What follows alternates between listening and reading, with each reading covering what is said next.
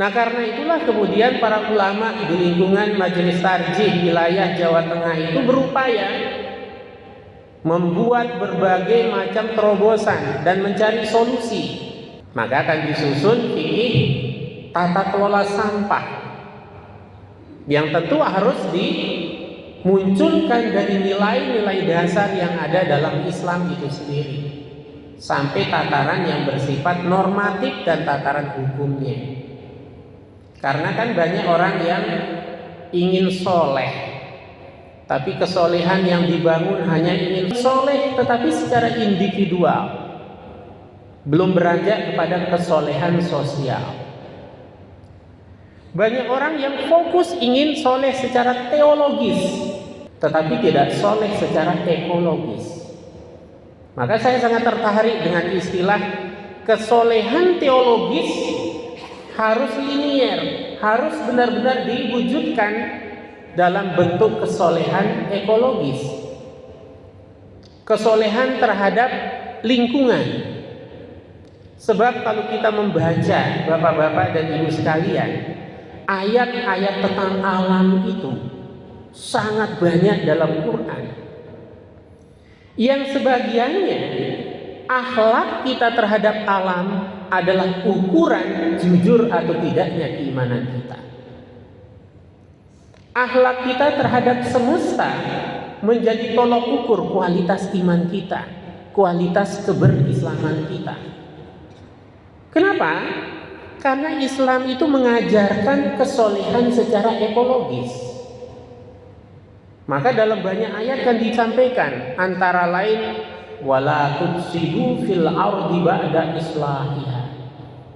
Jangan kamu melakukan kerusakan atau berbuat kerusakan setelah Allah menciptakan alam semesta ini dengan begitu baik dan indah.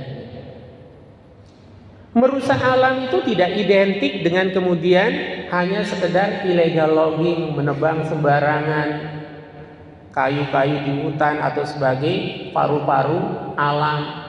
Tidak sekedar pencemaran sungai dan lain sebagainya, tetapi membuang kotoran yang membuat rusaknya ekologi, ekosistem, makhluk-makhluk Allah yang lain, bahkan manusia atau masyarakat merasa terganggu kehidupannya. Itu tidak kalah juga bagian dari bentuk kerusakan itu, melakukan ifsad. Sementara Islam ini kan ajaran yang sangat ramah lingkungan. Bahkan orang yang melakukan kerusakan terhadap alam itu hukumannya berat. Kalau kita membaca ayat-ayat Al-Quran, belum lagi nanti hadis Nabi Sallallahu Alaihi Wasallam yang lebih aplikatif. Nah, karena itulah bagaimana posisi kita sebagai khalifatullah fil ardh, makhluk yang sengaja diciptakan oleh Allah untuk mengayomi, untuk menata, untuk melindungi alam semesta ini, sehingga keberaturannya terjaga, kesolehan vertikal kita terjaga, tapi juga kesolehan sosial dan ekologis kita juga terjaga. Pertanyaannya, kenapa orang kok sembarangan membuang sampah? Dan bahkan tidak dikaitkan kalau itu menunjukkan kerusakan akhlak kita. Bahkan tidak disadari membuang seperti yang kita lihat saat ini bagian dari melakukan ifsad, kerusakan yang itu dilarang oleh agama. Saya tadi lewat ring road di tempat-tempat tertentu itu, Masya Allah.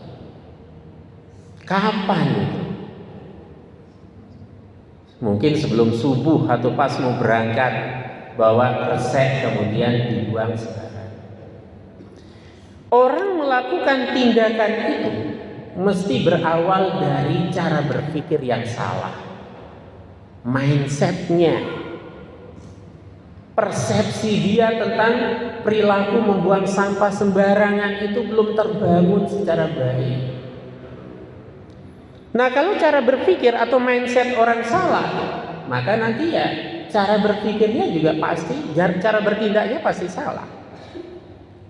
Jadi orang melakukan sesuatu itu berawal dari cara berpikir, persepsi kata orang, mindsetnya. Nah selama ini kan kalau kita bicara sampah, yang ada di benak kita masih negatif. Sampah itu ya kotor, sampah itu ya sesuatu yang tidak berharga.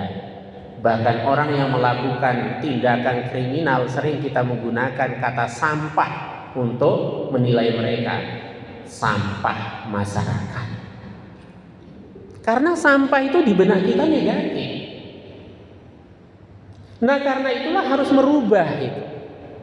Merubah mindset itu.